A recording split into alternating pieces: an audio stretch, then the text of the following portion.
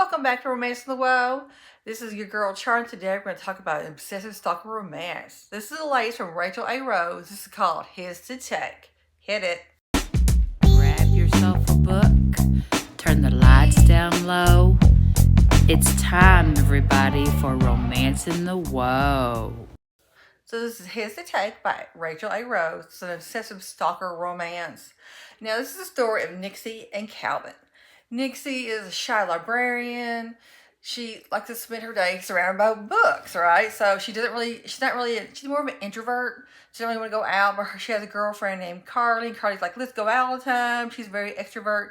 Carly's very selfish and doesn't take Nixie into account for anything. She's not the great best friend.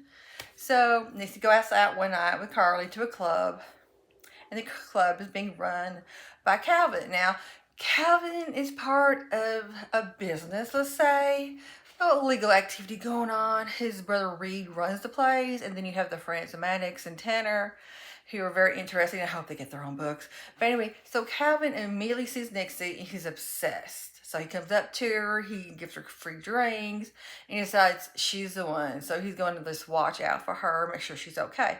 Because the thing is Miss Nixie unfortunately has a past relationship that's stalking her, but in the very bad way.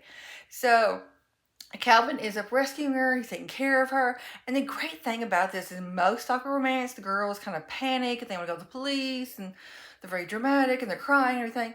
Nixie with Calvin is interesting because she's not that girl, and you think she would be that girl just because she's so kind of innocent and shy and stuff. But with Calvin, she sees deeper into Calvin, and she gets him because Calvin is raised to be a very violent person. Now you go, okay, why? Because Reed's supposed to take over for their father, and he did.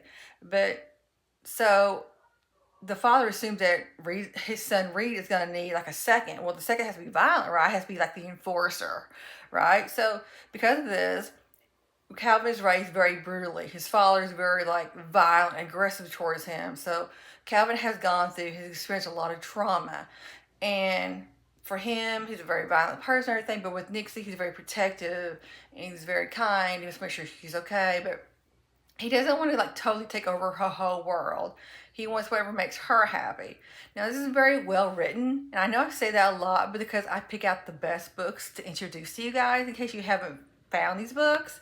Because, some books are just kind of like vague. They don't really build the relationship. But this one, I feel like with Calvin and Nixie, they kind of jump right to it. You're not waiting 20 chapters in for them to meet. They meet like boom, and everything starts happening. Now, there's drama because there's someone after Nixie now. So Calvin is trying to figure out who this is. Dixie doesn't know who it is. There's a lot going on in this book. There's romance. We have a lot of spiciness. There's great dialogue. There's humor put in here. Again, I love Calvin's brother Reed because he kind of accepts him. And then you have Tanner and Maddox. And Maddox kind of is a jerk, but I'm so rooting for Maddox for some reason. I don't know. He just comes across as being very likable, probably having his own issues too. But anyway, I have to warn you, the only fault in this, it's not really a fault, is that there is a cliffhanger. But this is so well written in the way they handle the Calvin character and the Nixie character. You want more. Like I could read 3 or 4 more books like these of this character, these two characters, because they're so intriguing in the way they are towards each other and just what they see the world. Now, I highly recommend this book, of course, and this is Rachel A. Rose, His to Take. It's a stalker romance, and again, it ends on a cliffhanger, but I'm already ready for book 2, so Rachel A. Rose, please get on it, because I'm ready. So until next time, it's your girl, Charlie.